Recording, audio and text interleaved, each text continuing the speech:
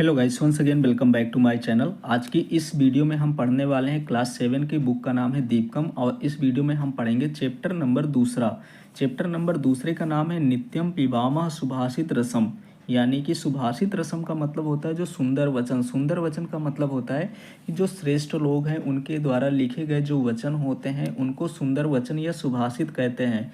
English में कहा जाता है सुभाषितम। तो इस चैप्टर को हम पढ़ेंगे।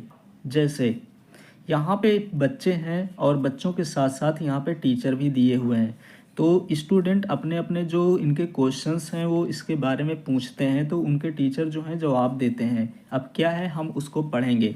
तो महोदय अस्माकम विद्यालय से भित्तो। अस्माकम का मतलब होता है हमारे, विद्यालय से मतलब होता है विद्यालय के, भित्तो का मतलब होता है दीवार में। यानी कि हमारे विद्यालय के दीवार में अयोग्य पुरुषो नस्ति योजकस्य तत्र दुर्लभः। यानी कि ये जो कोट है वो लिखा हुआ है। इति लिखितम अस्ति, यह लिखा हुआ है। अस्य कः भावः, इसका क्या अर्थ है। इति कृपया बोधयतु, यानी कि कृपया इसके बारे में बताइए। तो फिर इनके सर बोलते हैं कि भो सुशीले, यानी कि हे सुशीला। अस्य भावार्था अस्ति, इसका भाव अर्थ है, यानी इसका जो अर्थ है यत अस्मिन् जगति, यानी कि इस जगत में कोऽपि अयोग्यः नास्ति, यानी कोई अयोग्य नहीं है। सर्वे योग्यः सन्ति, सभी योग्य हैं, परंतु लेकिन प्रेरकस्य मार्गदर्शकस्य च अभावः अस्ति। यानी कि प्रेरकस्य का मतलब होता है प्रेरणा देने वाले, मार्गदर्शकस्य का मतलब होता है मार्गदर्शन दिखाने वालों की कमी है। अभाव का मतलब होता है कमी। तो यानी इस देश में कोई भी, यानी कि इस जगत में कोई भी व्यक्ति अयोग्य नहीं है। सिर्फ कमी किस बात की है कि मार्गदर्शक दिखाने वाले और प्रेरणा देने वाले लोगों की कमी है। फिर आगे लिखा हुआ है कि मान्यवर अहम अपि विद्यालय से परिसर एतादृशम श्लोकम पठिवती। यानी अहम का मतलब होता है मैं, अपि का मतलब होता है भी, यानी कि मैंने भी विद्यालय से परिसरे, विद्यालय के परिसर में इसी प्रकार के श्लोक पढ़ा है। फिर आगे यहाँ पे लिखा हुआ है, तो सर बोलते हैं यहाँ पे कि रमे का मतलब होता है रमा। एतानि सुभाषितानि सन्ति, ये सुभाषित हैं। अस्माकम मतलब होता है हमारे या हम लोगों के। चिंतन विकासाय का मतलब होता है बुद्धि के विकास के लिए। एव एतानि सुभाषितानि विद्यालय से परिसरे स्थापयन्ति, यानी हम लोगों के बुद्धि के विकास के लिए ये सब सुभाषित विद्यालय के परिसर में स्थापित हैं। फिर आगे मान्यवर, अच्छा ये हो गया है। मान्यवर अहम अपि विद्यालय से, ये भी हो गया है, इसको हम पढ़ेंगे अब। तो लिखा है कि महोदय सुभाषितानि इतनेन का अभिप्राय है। यानी कि महोदय ये जो सुभाषित हैं इसमें क्या अभिप्राय है, यानी इनसे हमें क्या सीखने को मिलता है। तो फिर आगे यहाँ पे टीचर कहते हैं कि वत्स मानवानां विविध मूल्यानां विकासाय श्रेष्ठ जनेः उक्तानि सुवचनानि एवं सुभाषितानि। यानी मानवों के विविध मूल्यों के विकास के लिए जो श्रेष्ठ लोग हैं, उक्तानि का मतलब होता है कि बोले गए, जो सुवचनानि श्रेष्ठ लोगों के द्वारा जो बोले गए सुंदर वचन हैं वही सुभाषित हैं। उन्हीं को हम सुभाषित कह लेते हैं। जो श्रेष्ठ लोग हैं उनके द्वारा जो बोले गए वचन हैं उनको हम कहते हैं सुभाषित। फिर आगे देखेंगे। अब यहाँ पे लिखा है श्रीमन, यानी कि एक लड़का है। यहाँ पे एक छात्र कहता है कि श्रीमन सुभाषिता नाम पठनेन कह लाभा, यानी कि सुभाषित पढ़ने से हमें क्या लाभ मिलता है। तो सर बोलते हैं यहाँ पे, ये दिया हुआ है कि प्रिय सुरेश का मतलब यहाँ पे एक उस लड़के का जो नाम है वो सुरेश है। तो प्रिय सुरेश सुभाषिता नाम पठनेन, यानी कि सुभाषित पढ़ने से अस्माकम मतलब होता है हमारा, नैतिकः सामाजिकः च विकासः, यानी नैतिक और सामाजिक विकास होता है। अस्माभिः किं कर्तव्यम किंचम न कर्तव्यम इति सुभाषितानि बोधयन्ति, यानी कि हमारा क्या कर्तव्य है, हमें क्या करना चाहिए क्या नहीं करना चाहिए, ये सुभाषित बोध कराते हैं, यानी हमें बताते हैं। फिर आगे दिया हुआ है कि अहो वयम अपि सुभाषितानि पठितुम इच्छा, यानी अहो का मतलब होता है कि ओह, अरे। वयम अपि का मतलब होता है हम सब, यानी हम लोग भी सुभाषितों को पढ़ने की इच्छा है, यानी हम लोगों को भी सुभाषितों का पढ़ना चाहते हैं, सुभाषितों को पढ़ाइए। कृपया अस्मान पाठयतु, यानी कृपया हमें पढ़ाएं। सब लोग बोलते हैं, अपने जो स्टूडेंट हैं वो सब सर से बोलते हैं अपने कि हमें भी सुभाषित पढ़ने की इच्छा है, हम पढ़ना चाहते हैं, आप हमें उसके बारे में पढ़ाइए। फिर लिखा है समीचीन। समीचीन का मतलब होता है सुंदर या बहुत अच्छा। तहिर वयम सुभाषिता नाम रसम पिबामा, यानी कि तब। तहिर का मतलब होता है तब, वयम का मतलब होता है हम सब, सुभाषिता नाम का मतलब होता है सुभाषितों को के, रसम पिबामा यानी हम सब लोग सभी सुभाषितों के रस पीते हैं, यानी जितने भी सुभाषित अब चैप्टर में आएंगे उन सब के बारे में हम पढ़ेंगे। जैसे पहला नंबर यहाँ पे दिया हुआ है कि वस्त्रेण वपुषः वाचा विद्याया विनयन चा वकारे पंचर्भियुक्तो नरो भवति पूजितः, यानी पदच्छेद में है कि वस्त्रेण वपुषः वाचा विद्याया विनयन च वकारे पंचाभियुक्तः नरा भवति पूजितः। और अन्वय दिया हुआ है, अन्वय और पदक्षेत्र वही दिया हुआ है कि जैसे वस्त्रेण, वस्त्रेण का मतलब होता है यहाँ पे कपड़ा, वपुषा का मतलब होता है शरीर, वाचा का मतलब होता है वाणी, विद्या का मतलब होता है विद्या, विनयन का मतलब होता है विनय, और च का मतलब तो और होता है। पंचाभि का मतलब होता है 5 प्रकार के। वकारे का मतलब ये हुआ कि जैसे जितने भी हम देखेंगे तो सब वा से, यहाँ पे 5 के पाँचों जो हैं वो वा से स्टार्ट है, तो इनको वकार कहा जाता है। युक्तय का मतलब होता है युक्त, नरह मतलब लोग, पूजती का मतलब पूजे जाते हैं, यानी कि जो वस्त्र, शरीर, वाणी, विद्या और विनय, ये 5 प्रकार से युक्त जो मनुष्य होता है वो पूजे जाते हैं। अब इसका अर्थ क्या है, तो इसका भावार्थ अब समझेंगे कि जो यहाँ पे सुभाषित दिया हुआ था उसका भावार्थ क्या है। यह का मतलब होता है जो, जना का मतलब होता है लोग या व्यक्ति, यानी यह जना समुचितानि वस्त्राणि धरति, यानी कि जो लोग अच्छी पोशाक धारण करता है। शरीरेण स्वस्थ अस्ति, यानी शरीर से स्वस्थ है। सदा सुमधुरम हितकरम चा वचनम वदति, यानी हमेशा मधुर और हितकर वचन बोलता है। फिर है सर्वदा अध्ययने संलग्न, यानी हमेशा अध्ययन में संलग्न रहता है।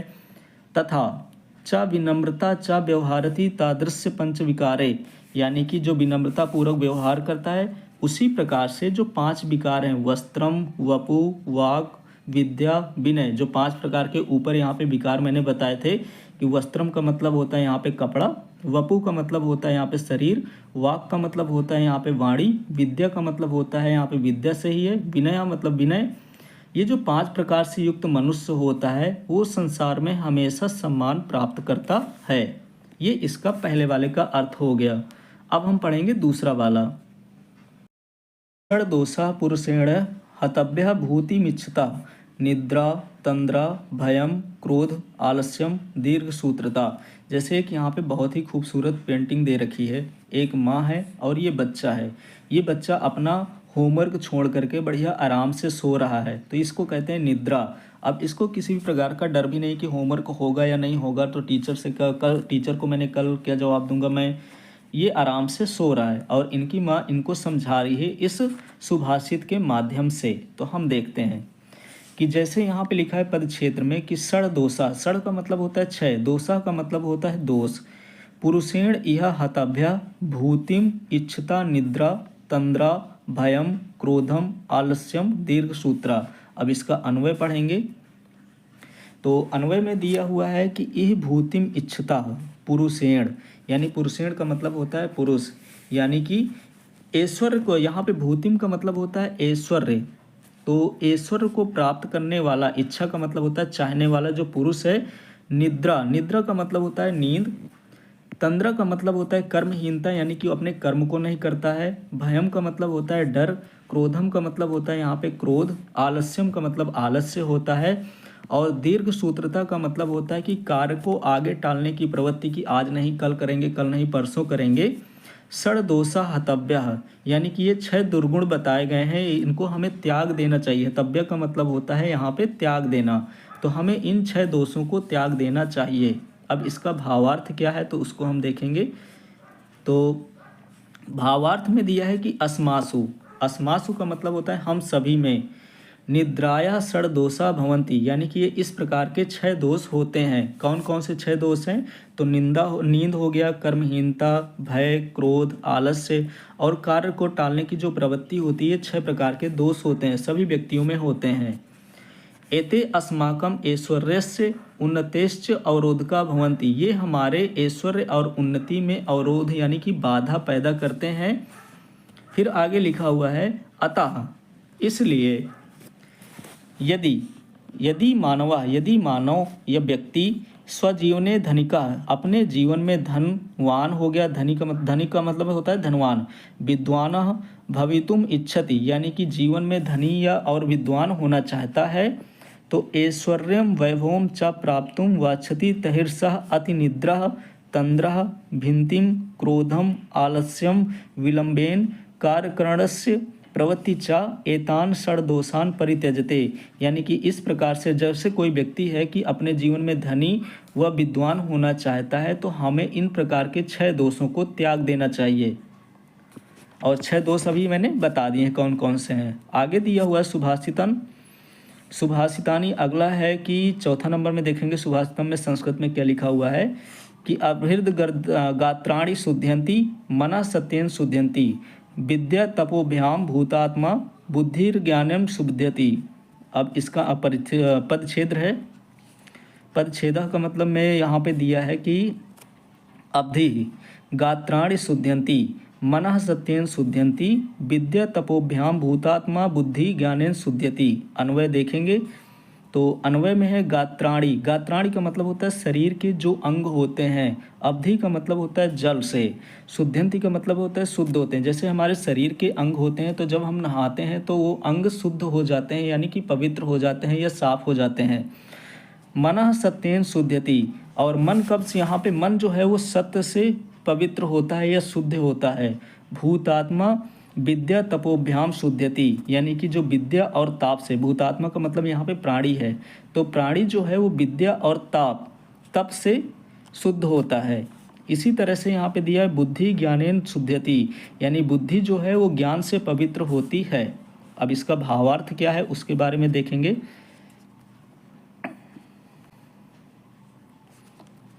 भावार्थ में दिया है कि प्रतिदिनम स्नानम मानवस्य शरीरम स्वच्छम भवति, यानी प्रतिदिन स्नान से मानव शरीर स्वच्छ होता है। फिर है सत्येन मनः पवित्रम भवति, यानी सत्य कथन से या सत्य बोलने से मन में जो सत्य बोलने से या सत्य से मन पवित्र होता है। फिर है सत्य कथनेन। सत्य कथनेन का मतलब होता है सत्य बोलने से या सत्य कहने से। मनसी का मतलब होता है मन में। द्वंद्व भीति ही चा ना भवति, यानी कि द्वंद्व और भय नहीं होता है। नित्यम। नित्यम का मतलब होता है रोजाना। विद्या अभ्यासेन का मतलब होता है विद्या के अभ्यास से। चा का मतलब होता है और। परिश्रमेण का मतलब होता है परिश्रम से। जीवस्य शुद्धि भवति, यानी कि जीव की शुद्धि होती है। तो कौन कौन सी चीज़ें यहाँ पे दिया है कि नित्यम मतलब रोजाना, विद्या के अभ्यास से और परिश्रम से जीव की शुद्धि होती है। फिर है ज्ञानेन। ज्ञानेन का मतलब होता है ज्ञान। तो ज्ञानेन च बुद्धि निर्मला भवति, यानी ज्ञान से बुद्धि निर्मल होती है। अतः इसलिए मनुष्य नित्यम स्नानम, यानी मनुष्य को रोजाना स्नान, सत्य कथन, विद्या अभ्यास, परिश्रम और ज्ञानार्जन का मतलब होता है ज्ञान का अर्जन करना चाहिए। ये इसका मतलब हुआ। आगे देखते हैं।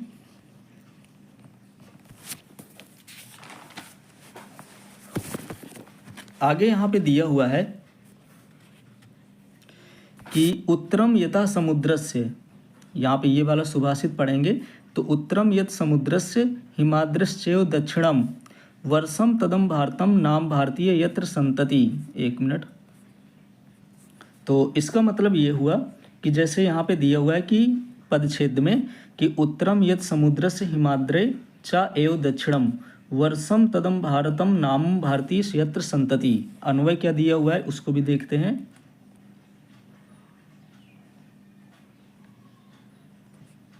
अन्वय यत समुद्रस्य उत्तरम हिमाद्रय च दक्षिणम तद एव भारतम नाम वर्षम यत्र भारतीय संतति अस्ति, यानी इसका मतलब हुआ कि समुद्र के उत्तर में, यहाँ पे लिखा है यत समुद्रस्य उत्तरम यानी कि समुद्र के उत्तर में, च का मतलब होता है और, हिमाद्रे का मतलब होता है हिमालय, हिमालय के दक्षिण में जो देश है वह भारत है या उसे भारत कहते हैं, और उनकी जो संतान है, संतति का मतलब होता है संतान, उसको भारतीय कहते हैं। अब इसका भावार्थ क्या है कि अस्मिन सुभाषिते सुभाषितकारा, यानी अस्मिन का मतलब होता है इस सुभाषित में, अस्मिन सुभाषिते का मतलब होता है इस सुभाषित में, जो ये यहाँ पे सुभाषित दिया गया है, तो इस सुभाषित में जो सुभाषितकार हैं यानी कि लिखने वाले हैं, भारतस्य भौगोलिकम स्वरूप वर्णति, यानी कि भारत के भौगोलिक स्वरूप का वर्णन करते हैं।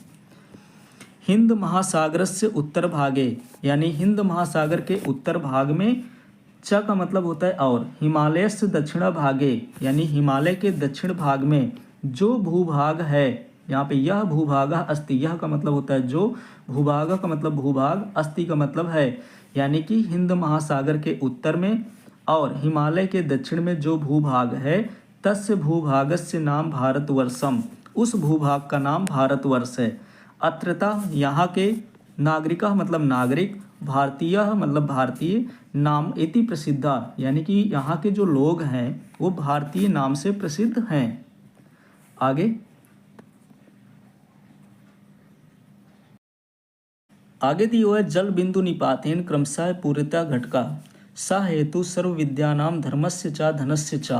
अब इसका पदक्षेत्र दिया हुआ है कि जल बिंदु निपातेन क्रमशः पूर्यते घटः सह हेतु सर्व विद्यानाम धर्मस्य चा धनस्य चा।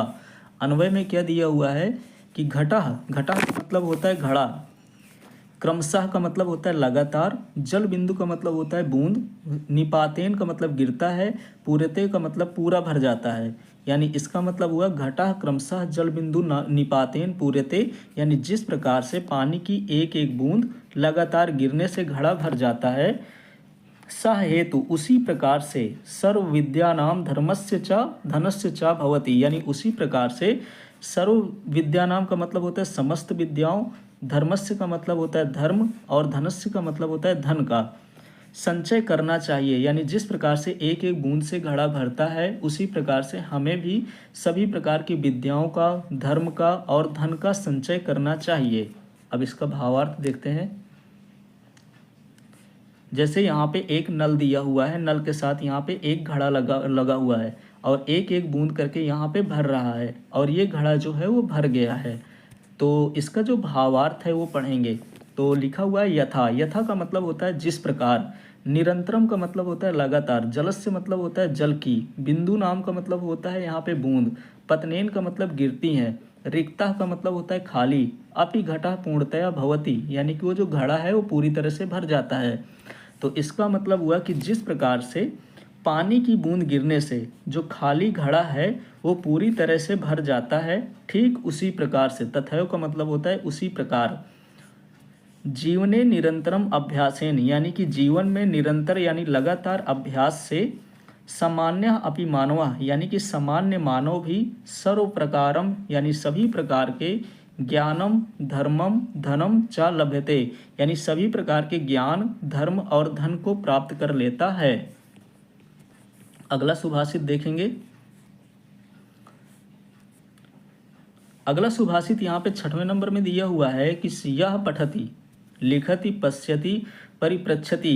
पठति का मतलब होता है पढ़ते हैं, लिखति का मतलब होता है लिखते हैं, पश्यति का मतलब देखते हैं और परिप्रच्छति का मतलब होता है प्रश्न पूछते हैं। तो अभी इनका हम बाद में देखेंगे, अभी एक बार पढ़ लेते हैं कि यह पठति, लिखति, पश्यति, परिप्रच्छति, पंडितानुप्रस्यति तस्य दिवाकर किरणे नालिनी दलमिव विस्तारिता बुद्धि। अब इसका पद क्षेत्र क्या दिया हुआ है कि यह पठति, लिखति, पश्यति, परिप्रच्छति, पंडितान उपाश्रयति तस्य दिवाकर किरणः नालिनी दलम एवं विस्तारिता बुद्धि।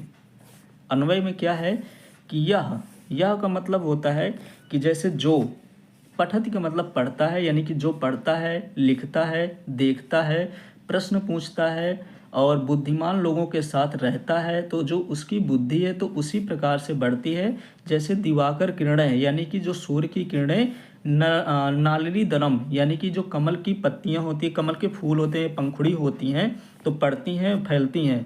जैसे कमल के फूल में दिवाकर किरणें यानी कि सूर्य की किरणें पढ़ने से बढ़ती हैं, उसी प्रकार से जो व्यक्ति पढ़ता है, लिखता है, देखता है, प्रश्न पूछता है और अपने से बुद्धिमान लोगों के साथ रहता है तो उसका भी उतना ही विकास होता है। आगे इसका जो भावार्थ है,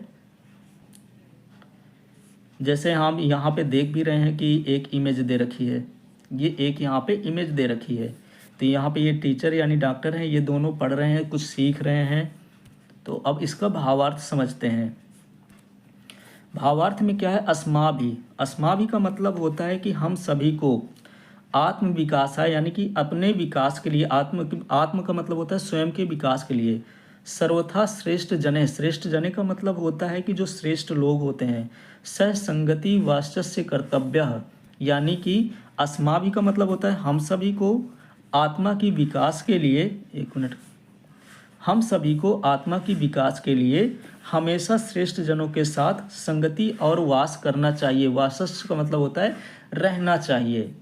फिर है यतो ही यह निरंतरम पठति, यानी इसका मतलब होता है कि जो निरंतर पढ़ता है, निरंतरम का मतलब होता है लगातार, पठति का मतलब पढ़ता है, अर्थात स्व अध्यायम करोति, यानी कि अपना अध्याय, स्व अध्याय यानी कि स्वयं पढ़ता है।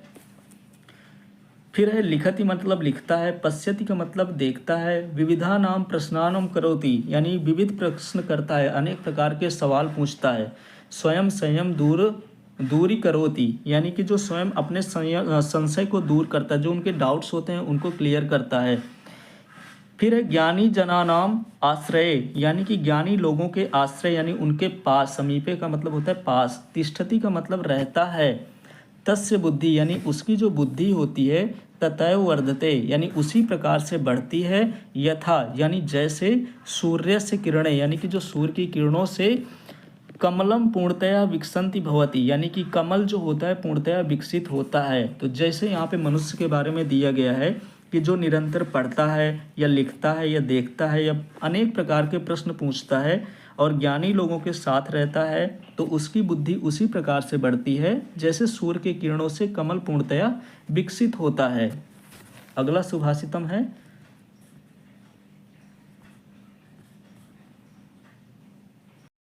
दिया हुआ है प्रिय वाक्य प्रदानेन सर्वे तुष्यन्ति जंतवः तस्मात् तदैव वक्तव्यम वचने का दरिद्रता। पदच्छेद दिया हुआ है कि प्रिय वाक्य प्रदानेन सर्वे तुष्यन्ति जंतवः तस्मात् तद एव वक्तम वचने का दरिद्रता। और अन्वय है सर्वे जंतवः प्रिय वाक्य प्रदेन तुष्यन्ति।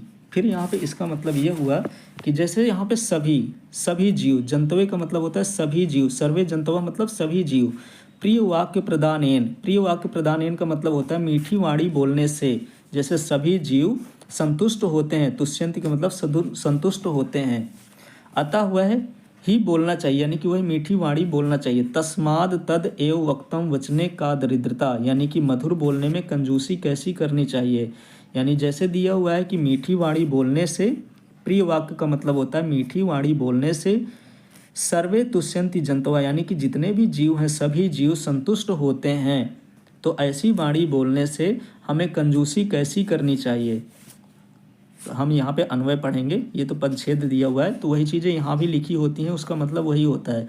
जैसे यहाँ पे लिखा है सर्वे जंतवा प्रिय वाक्य प्रदानेन तुष्यन्ति, तो इसका यहाँ तक मतलब हुआ कि मीठी वाणी, जैसे प्रिय वाक्य प्रदानेन का मतलब होता है मीठी वाणी बोलने से सभी जीव, जितने भी जीव होते हैं वो संतुष्ट होते हैं। तस्मात् तदैव वाक्यान, यानी कि अतः वह जो मीठी वाणी है बोलनी चाहिए, इसलिए हमें क्या है कि मीठी वाणी बोलनी चाहिए। फिर लिखा है वचने के दरिद्रता, यानी कि जो मधुर बोलने से ऐसी कंजूसी क्यों करना चाहिए। दरिद्रता का मतलब होता है कंजूसी, यानी कि मधुर वचन बोलने पर कंजूसी किस बात की करनी चाहिए। फिर है इसका भावार्थ,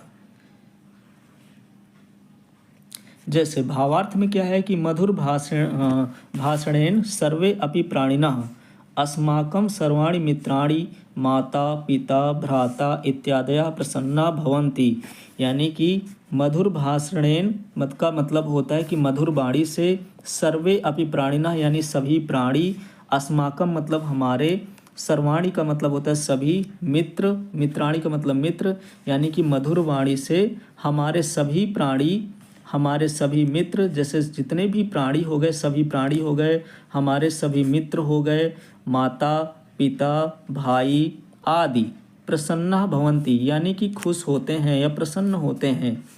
फिर है मधुर भाषणेन कपि हानि नास्ति, यानी मधुर बोलने से कोई हानि नहीं है, इसलिए अतः मतलब इसलिए, सर्वदा मतलब हमेशा, मधुर भाषाणाम का मतलब होता है मधुर ही बोलना चाहिए, एव करणीयम यानी कि हमेशा हमें मधुर ही बोलना चाहिए। मधुर भाषणे कदापि संकोचम ना करणीय, यानी मधुर बोलने से संकोच नहीं करना चाहिए। ये इस सुभाषितम का अर्थ है, यानी कि बताया गया है कि हमें किस प्रकार की वाणी का यूज करना चाहिए। हमें हमेशा मधुर वाणी का यूज करना चाहिए, इससे कोई हानि नहीं होती है और सभी लोग खुश होते हैं। फिर आगे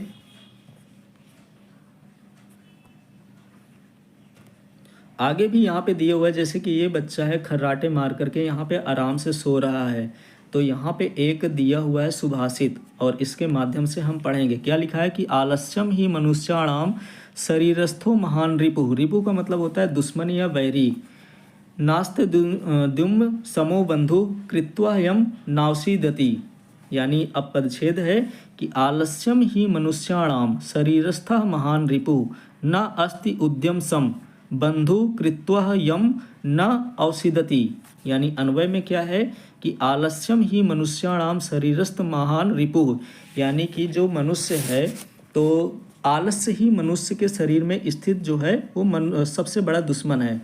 आलस्याम ही मनुष्याम शरीरस्थ महान रिपु, जो मनुष्य के शरीर में आलस्य है वो उसका सबसे बड़ा शत्रु है। फिर है न अस्ति उद्यम सम बंधुआ कृत्वा न यम न औषधति, यानी कि वही हमारे कार्य संपादन में बाधक होता है, हमारे काम यहाँ पे उद्यम सम बंधु नस्ति, जनः का मतलब होता है लोग, यम यानी कि उद्यम, कृत्वा न औषधति यानी कि वही हमारे कार्य के संपादन में बाधक डालता है, कि हमारे कार्य को बढ़ने नहीं देता है। फिर आगे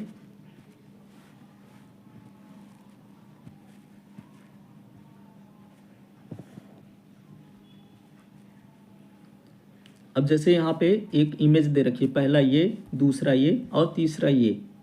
अब इसका हम भावार्थ समझेंगे कि इसका भावार्थ क्या दिया हुआ है, तो उसके बारे में हम समझेंगे।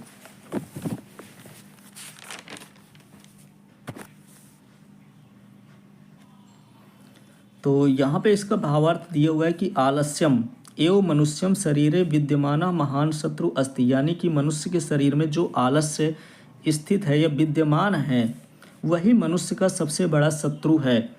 तत एव अस्माकं कार्यस्य संपादने अवरोधकम भवति, यानी कि वही हमारे कार्य को, यानी कि आलस्य जो है हमारे कार्य के संपादन में बाधक होता है, यानी कि कार्य को बढ़ने नहीं देता है। परिश्रमा, परिश्रमा का मतलब होता है परिश्रम ही, एव अस्माकं वास्तविकम मित्रम अस्ति, यानी कि परिश्रम ही हमारा वास्तविक मित्र है। यह परिश्रम करोति, यानी कि जो परिश्रम करता है, यह का मतलब होता है जो, परिश्रम का मतलब होता है परिश्रम, करोति मतलब करता है, सह मतलब होता है वह, कदापि का मतलब होता है कभी भी, दुखम ना प्राप्नोति वह कभी भी दुख नहीं प्राप्त करता है, यानी कि जो परिश्रम करता है वह कभी भी दुख प्राप्त नहीं करता है। तो ये वाला सुभाषित यहाँ से कंप्लीट हो गया। अब हम बढ़ते हैं अगले सुभाषित की तरफ। फिर अगला है यहाँ पे अष्टदश पुराणेषु व्यासस्य वचन द्वयम, यानी कि 18 जो हमारे पुराण है तो वहाँ पे व्यास जी उनके रचयिता माने जाते हैं। परोपकारः पुण्यायः पापायः परपीडनम, तो इसका मतलब क्या है, पहले पदच्छेद पढ़ते हैं। तो अष्टदशा पुराणेषु व्यासस्य वचन द्वयम परोपकारः पुण्यायः पापायः परिणीनम। फिर आगे यहाँ पे अन्वय दिया हुआ है कि अष्टदश पुराणेषु, यानी कि अष्टदश का मतलब होता है 18 है, पुराणेषु का मतलब होता है पुराणों में, व्यासस्य का मतलब होता है व्यास जी ने, वचन द्वयम यानी कि 2 बातें कही हैं, कि 18 पुराणों में व्यास जी ने सिर्फ 2 ही बातें मुख्य लगी हैं उनको। कौन कौन सी हैं? परोपकारः, परोपकारः मतलब होता है दूसरों का भला करना, पुण्यायः मतलब पुण्य, परिपीड़नम पपाया, यानी कि दूसरों का अगर हम भला करते हैं तो पुण्य होता है, और दूसरों को अगर हम कष्ट देते हैं तो उससे दुख होता है, यानी कि वो पाप होता है। फिर आगे इसका जो भावार्थ है, भावार्थ में लिखा है महर्षि। महर्षि का मतलब होता है महर्षि। वेद व्यासस्य का मतलब होता है वेद व्यास के। अष्टादशा पुराणानाम सारः वचन द्वये अस्ति, यानी महर्षि वेद व्यास के 18 पुराणों का जो सार है वो 2 वचनों में है। अब कौन कौन से वचन हैं? परेशान उपकारेण पुण्यम भवति, यानी कि दूसरों के जब हम उपकार करते हैं तो वो पुण्य होता है। परेशान पीड़नेन, यानी कि जब हम दूसरों को पीड़ा देते हैं, कष्ट देते हैं तो वो पाप होता है, यानी दूसरों को पीड़ा देने से पाप होता है। अतः इसलिए अस्माभि का मतलब होता है हम लोगों के, सर्वदा, सर्वदा का मतलब होता है हमेशा, अस्माभि का मतलब होता है हम लोगों के द्वारा, सर्वदा मतलब होता है यहाँ पे हमेशा, परोपकार मतलब परोपकार, करणीय का मतलब किया जाना चाहिए, यानी इसलिए हम सभी लोगों के द्वारा हमेशा परोपकार किया जाना चाहिए। अन्येषा पीड़नम कदापि न करणीयम, यानी कि दूसरों को पीड़ा कभी भी नहीं करना चाहिए, कभी भी दूसरों को पीड़ा नहीं देनी चाहिए। तो यहाँ से ये चैप्टर होता है कंप्लीट, और चैप्टर के साथ साथ इसकी जो एक्सरसाइज है उसकी लिंक जो है डिस्क्रिप्शन बॉक्स में मिल जाएगी, ये तो प्लेलिस्ट में मिल जाएगी।